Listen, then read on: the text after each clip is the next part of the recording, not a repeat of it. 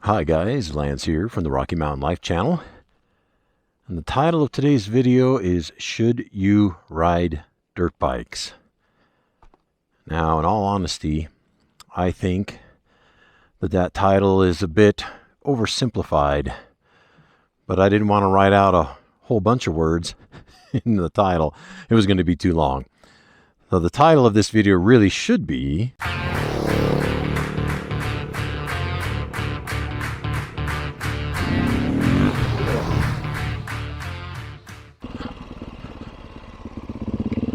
The title of this video should really be, should middle-aged, older people be beginners on dirt bikes?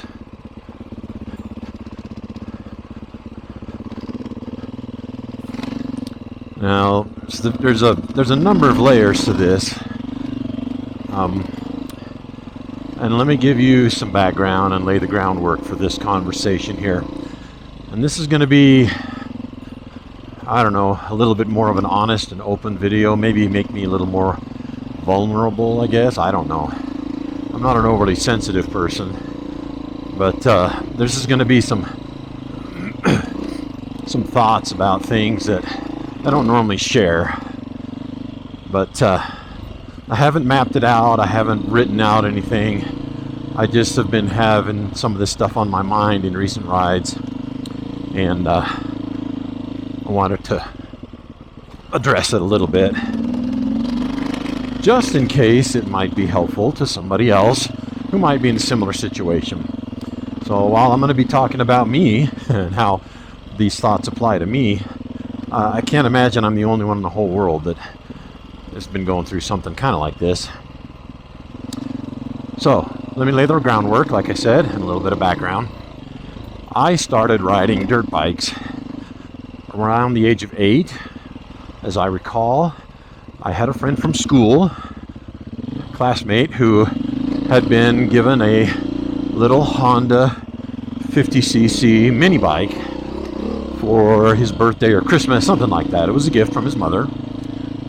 And he was gracious enough to let me and a couple other classmates of ours come to his house and ride it. And they had a big yard, had quite a bit of space for 8-year-olds to ride a little mini bike. Anyway, I'm guessing maybe it was half an acre, but I mean, I don't know. But anyway, we had enough room to ride around in his yard, and it was not a grass yard. It was just a little dirt field, and he let me do that a couple times. And that was the first time I'd been on any kind of motorized motorcycle of any sort. And of course I caught the bug and was very much hooked on it from that point on. However, my parents were not supportive of me owning motorcycles, and the reason for that is my uncle had been really big into motorcycles and raced, and I remember my dad telling me once that my uncle's goal for a long time was to always own the fastest production motorcycle in the world. And my dad never liked me riding these things. He calls them coffins on wheels. He absolutely hates them. Thinks they're supremely dangerous, because he used to come home from school. He says it happened more than once where he would come home from school. His younger brother, my uncle, would be lying on his face on the living room floor screaming, while my grandmother was taking a pair of tweezers and plucking gravel out of his back as he'd crashed someplace at high speed. And because of those experiences, my dad had never wanted to ride them. He never wanted any of his kids to ride them. So they were not supportive of me wanting to get one. They would never buy me one. They were not supportive of me pursuing it at all. And they never told me not to, but they certainly weren't going to assist in accomplishing my goal of getting a motorcycle to ride. Well, as a 9-year-old, I got a paper route, started delivering newspapers. Yes, I'm old enough that they still delivered newspapers in the afternoon after school. And that's what I did. And I did it for, I think, about 2 years, maybe. I don't remember all the specifics back then. But I earned a little bit of money.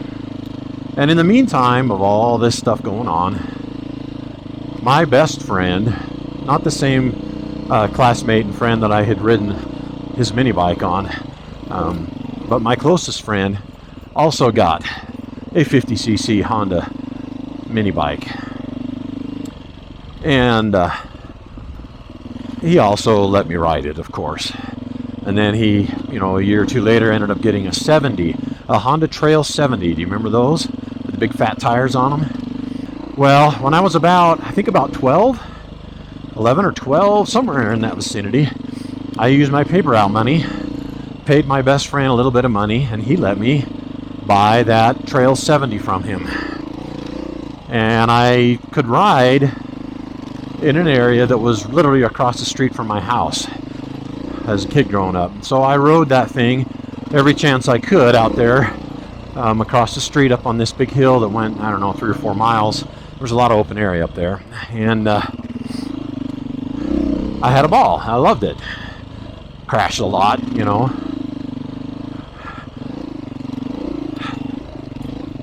I ended up selling that 70 back to my friend a couple years later when we were probably 13 or 14. Mostly because I was outgrowing it, getting too tall for it, too big for it, and didn't really know what to do with it. And he said, well, I'll buy it back from you. Actually, I think I gave it to him. I think I gave it back to him. And I didn't buy it for much. It was like $50 or something like that. So then I didn't own one, and I didn't ride as much. As we got into our teenage years, we got into sports and chasing girls and doing other things, and I didn't ride anything as much through high school. Occasionally. Sometimes, I'd be out at the lake or something like that, and somebody would be there with a dirt bike, and they'd let me take a spin on it.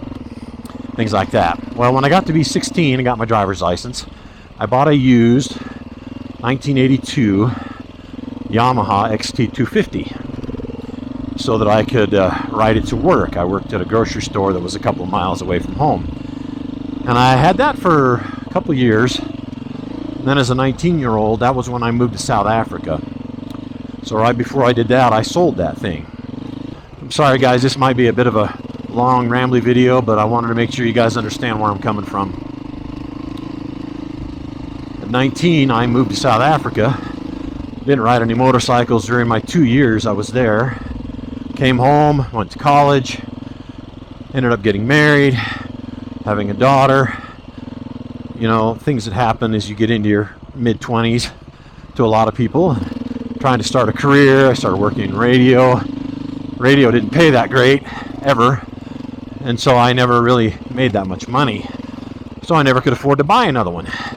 Fast forward a number of years, didn't really do any riding. Occasionally, somebody would let me borrow a dirt bike for a day, or I would get a spin, be out camping with a group of friends, and there'd be a dirt bike there, and I would take it out for 20, 30 minutes.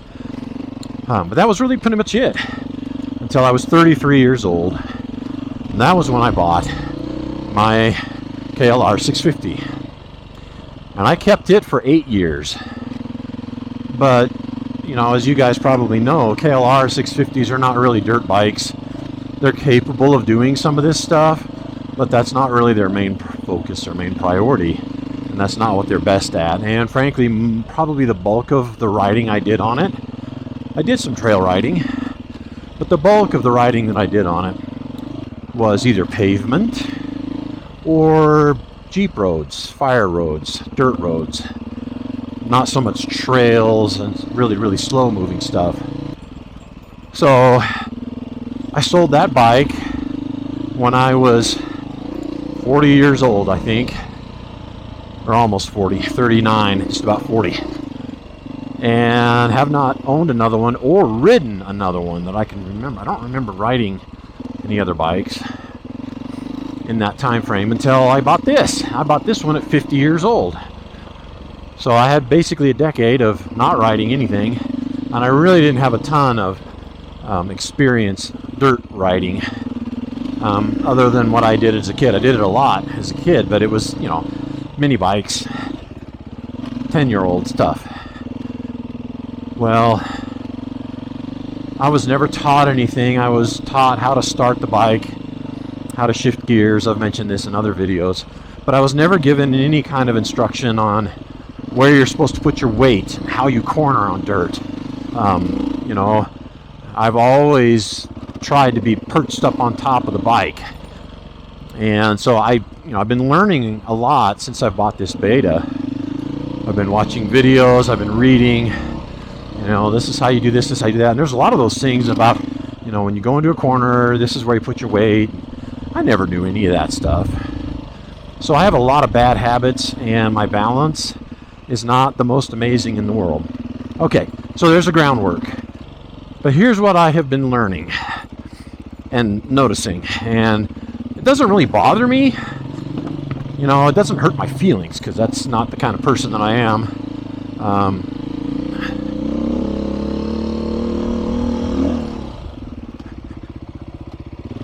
See, like this stuff, this is really steep. Probably doesn't look like it on the camera, but I don't know how to go down this. I don't know how to do this without killing myself.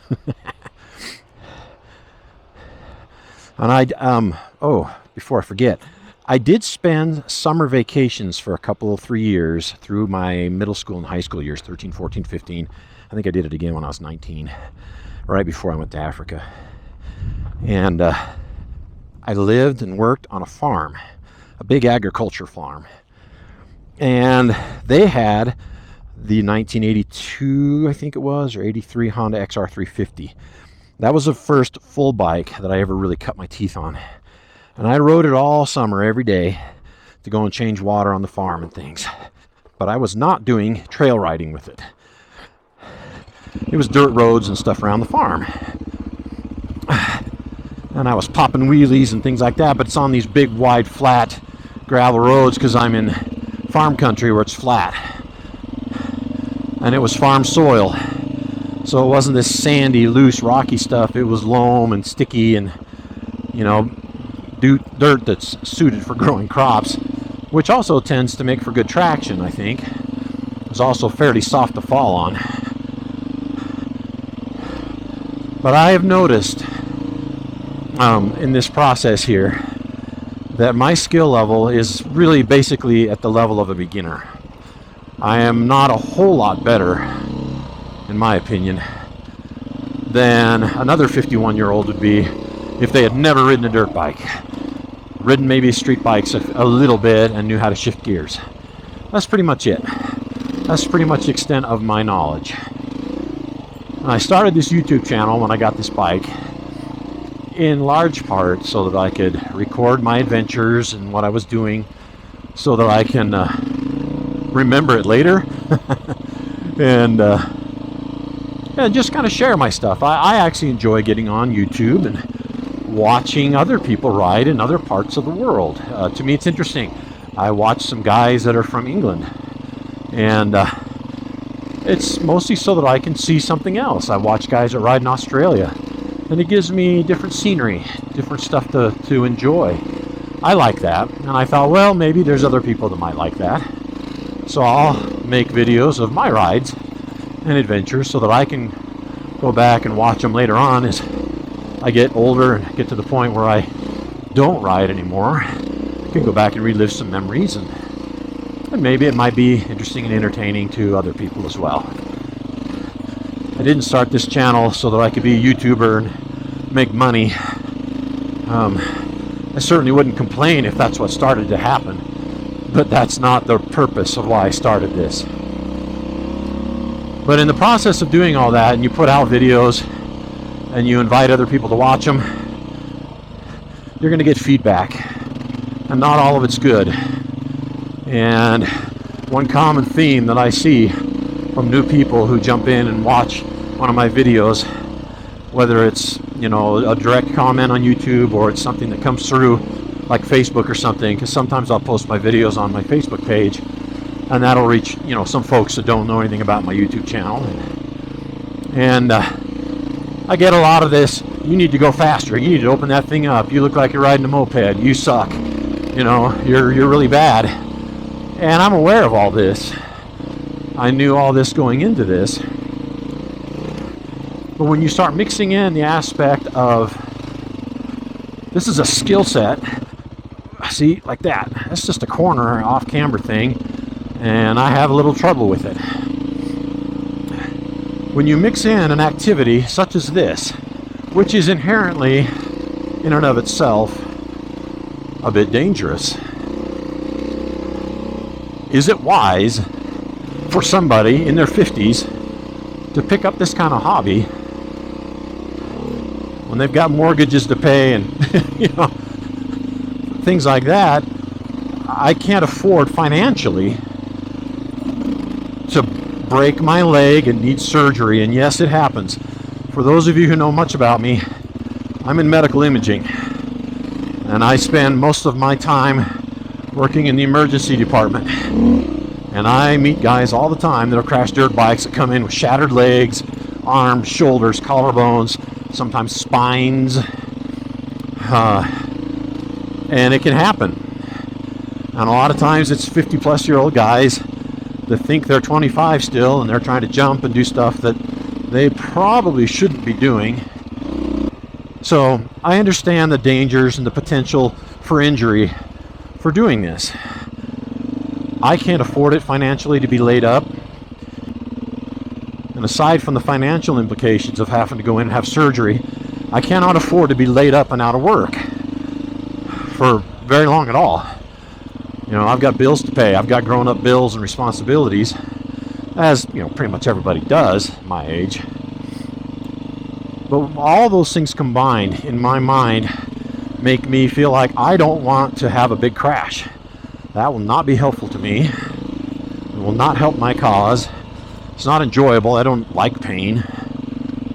Now, I've tipped this thing over a number of times, as you guys know, and cracked my plastic and some other things. But it's low speed stuff. I've not injured myself, just dinging up the bike a bit. But as you guys watch my videos, you can tell I'm not going that fast. Right now I'm in second gear. I'm doing 14 miles an hour. I watch other guys, more experienced riders, better riders, ride these same sort of ATV trails. And when I catch glimpses of their speedometer in the video, they're all doing 25. So the good riders, even just your what I might call average experienced riders, are probably averaging 10 miles an hour faster on everything than I do. So was it a good idea for me and people like me to pick up this sort of hobby? Maybe it might be wiser for me to trade this beta in and get an adventure bike. Get me a KTM 890 or 690 or whatever their flavor is this year. Or maybe I should get that Suzuki V-Strom 1050 that I rode last spring and test rode and made a video about, that I really enjoyed. Much more street oriented. It'll handle some very mild, easy to ride gravel roads that you could drive a Toyota Camry down. But it wouldn't do this kind of stuff. Maybe that's wiser. Maybe that's a better idea than me trying to do this dirt bike stuff. Another aspect of all this challenge, and what I keep thinking about, is I'm out here by myself most of the time. I came out here alone today. There's nobody here with me. My wife knows the name of the place I'm in, and probably could tell, help, emergency services people, rescue people, that's the word I was thinking of, where my trailhead is, because of the name of it. And they could probably find my truck, but they wouldn't know which trail I was on. I don't have a satellite phone, can't afford that. My GPS stuff is built into the motorcycle and the phone, which is good for helping me not get lost, but it's not going to send out a signal to emergency crews if I'm down someplace with a broken leg. And part of the reason I ride alone most of the time is because I don't really have very many riding buddies. I have three total. Two of them pretty much always come together, so there's the three of us together. And the other one is very busy, self-employed business owner, and is always very busy. And I work weekends, so my riding days off from work are during the week. It's Wednesday today, for example. Everybody who's responsible and has a job, for the most part, works on the days that I don't. You know, most people that have jobs are at work today, which is fine. It's just my schedule's a little different. So it makes it hard to meet up with me to ride with me, you know, on my days that I'm available to ride. It's also hard to meet and make riding buddies at my age who are not way more experienced than you are. Chances are I would be the slowest one in the group, always at the back, and everybody would constantly be having to stop and wait for me to catch up. When I used to live in Missouri and I owned my KLR, a good friend of mine who was an excellent rider, way better than I've ever been, at my very, very best, he always had to wait for me. Every time there was a turn, he was always waiting for me. And he never complained, to his credit. But I worry about what it must feel like for them to have a dead weight like me tagging along.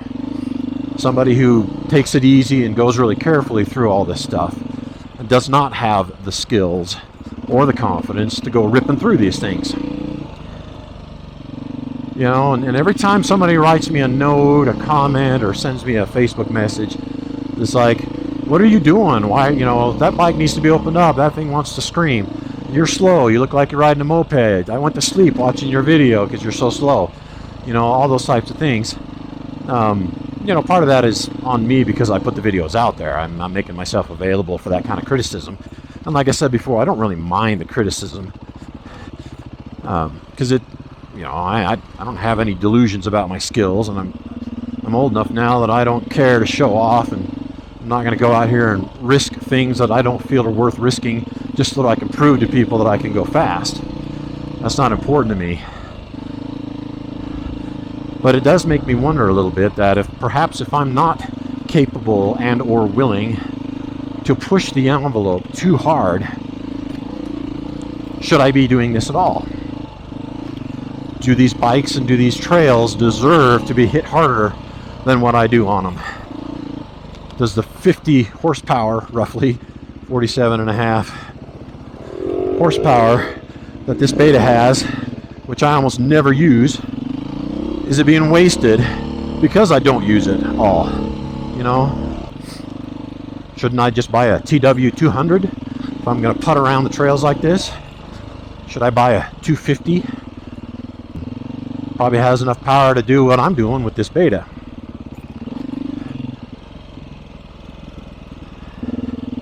So when you combine all these thoughts together in a person like me who can overthink things, I've been a famous overthinker my whole life, and I can talk myself into bad choices that are not wise. I've done it multiple times. And I can also talk myself out of good ideas and get myself 100% convinced that I've made the best choice.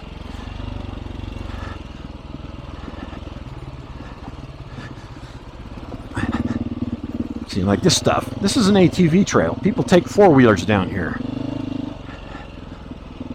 I can barely take the two-wheeler down here. This is testing my confidence. Yeah, it's a lot steeper and rougher than what it shows up on the camera. Ugh. Especially when you get sucked down into that rut like that.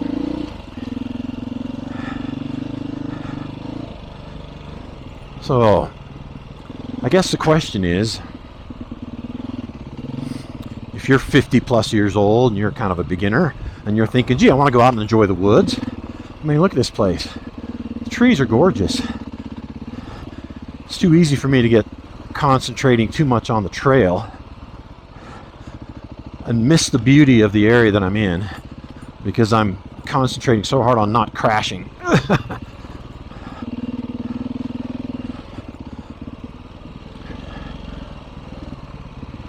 So as I think about how I might answer my own question, should a middle-aged older person, male or female, pick up the hobby of dirt biking, OHV riding on a two-wheeled motorcycle?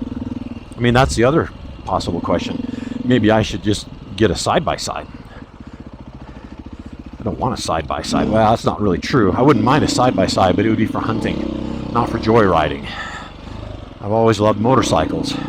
So the answer that I might give to my own question: should a middle-aged person like me, who's basically a beginner, pick up this hobby?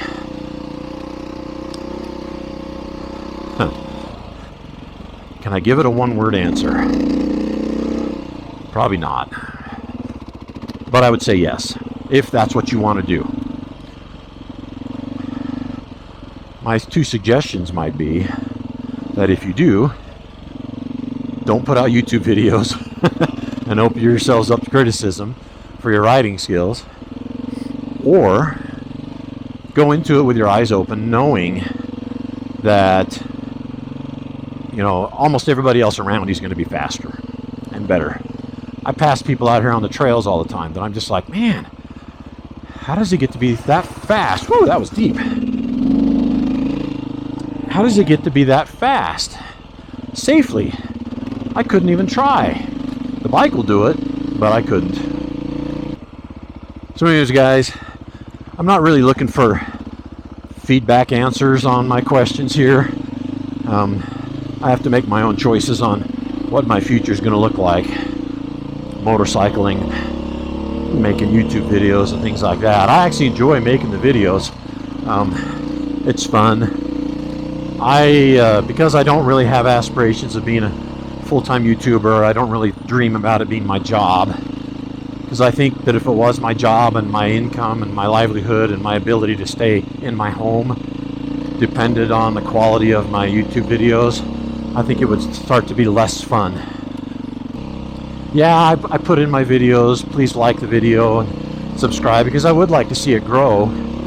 I would like to see it make me some money. But I wanted to do it organically. I wanted to do it on its own. I want people to subscribe because they actually enjoy watching these things. And if that's the case, then I would invite you to like and subscribe. But if you're looking for somebody that's going to go out and scream through these trails at 40 miles an hour, throwing roosts everywhere, and just flying through these trees, you're in the wrong place, because that's not me. I don't have the skills to do that. So, do I think it's a wise idea for somebody in my situation who's a beginner and older and not fond of pain, doesn't want to go through surgeries to fix himself up after breaking something? Should somebody like that pick up this hobby? I would say yes, as long as you're wise about it. And that's what I'm trying to do. I'm trying to be wise about it. When I was younger, in my early 20s, you know, or teenage years even, I didn't have any fear of crashing, really. And when it happened, I was almost always surprised when it did. It's like, whoa, you mean I crashed? Well, now I know how easy it is to crash. I know how painful it is to crash. I know how expensive it can be to crash. And I'm really trying to minimize those risks while still getting out here and enjoying some beautiful scenery.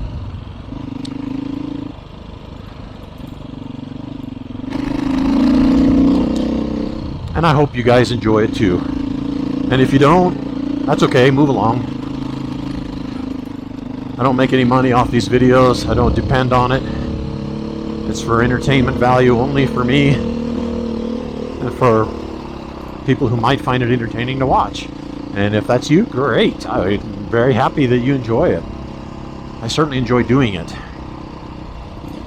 But I'm not going to go out there and break my neck. And I'm not going to come out here and break my neck just so I can get it on video. It might get me a lot of views. It might be popular.